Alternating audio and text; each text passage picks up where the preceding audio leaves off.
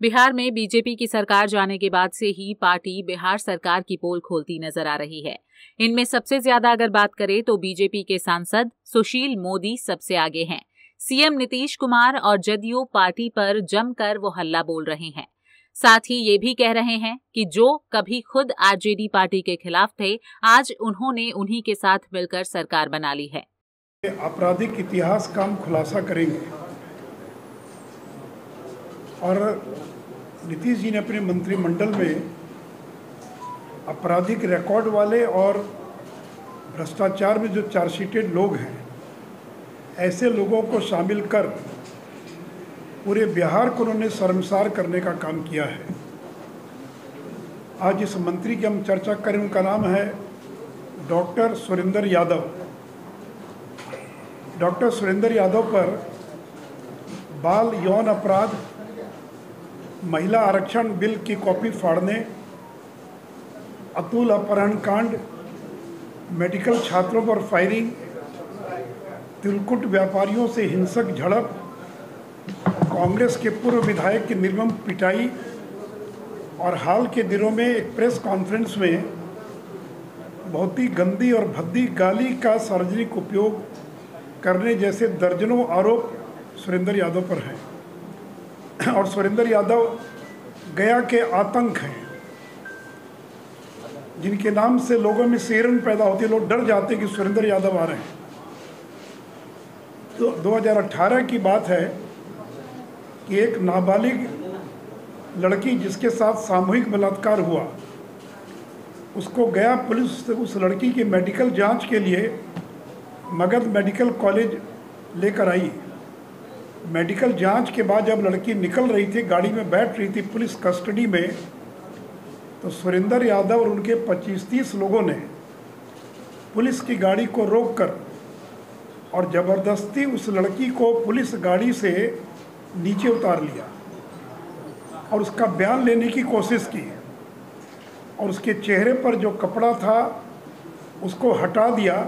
ऐसे में सुशील मोदी नीतीश कैबिनेट के सहयोगी और आरजेडी कोटे से महागठबंधन में मंत्री सुरेंद्र यादव पर जमकर बरसे। उन्होंने सुरेंद्र यादव के ऊपर तकरीबन 1 दर्जन से ज्यादा आपराधिक मामलों का खुलासा किया। इस मामले में सुरेंद्र यादव पर पॉस्को एक्ट की धारा 13 के तहत मामला दर्ज है।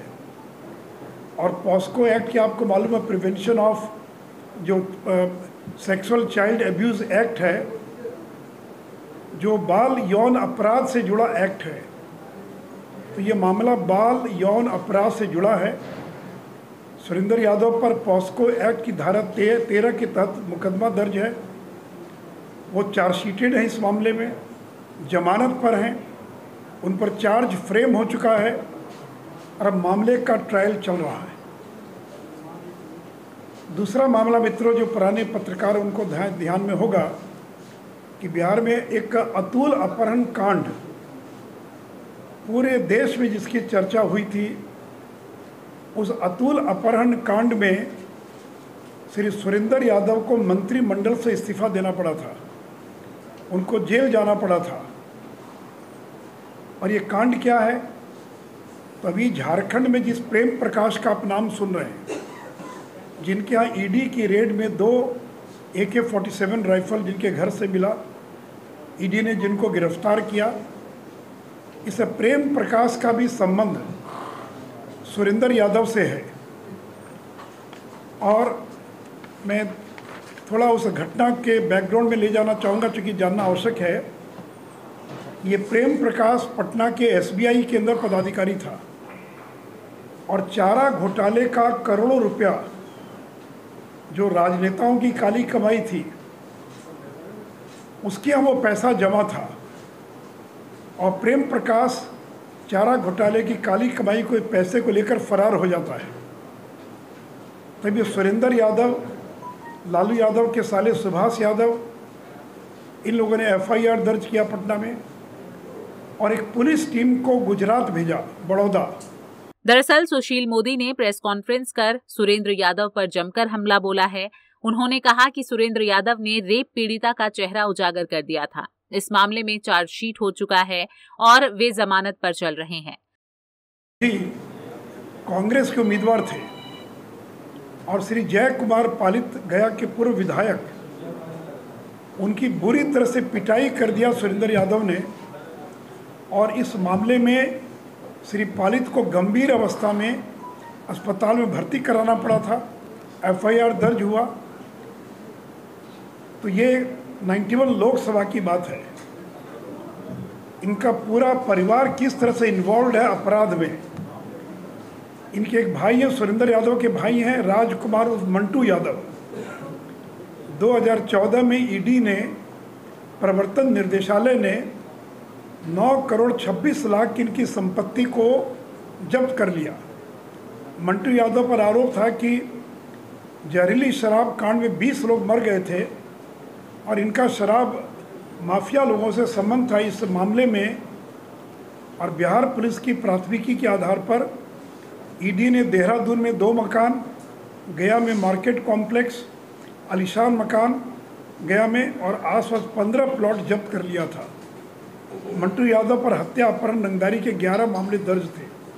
तो सुरेंद्र यादव जो अपराध कराते थे या रंगदारी या दबंगई दिखाते थे, उसमें अपने बॉडीगार्ड, अपने ड्राइवर, अपने भाई का पूरा इस्तेमाल करते थे।